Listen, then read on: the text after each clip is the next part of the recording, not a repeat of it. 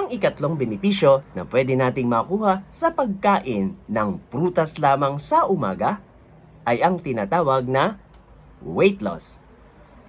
Ang mga prutas ay may kakayanan upang tanggalin ang mga toxin sa ating katawan. At dahil sa kanyang kakayanan to cleanse our system, kalaunan ay magreresulta ito ng weight loss sa ating katawan at magbibigay ng magandang overall improvement sa ating kalusugan.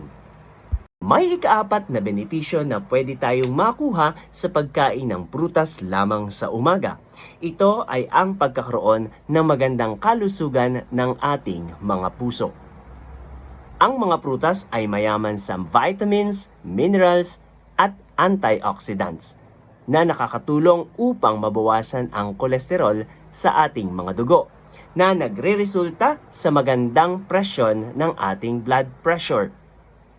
Kung kaya't magkakaroon tayo ng resultang magandang kondisyon ng ating mga puso.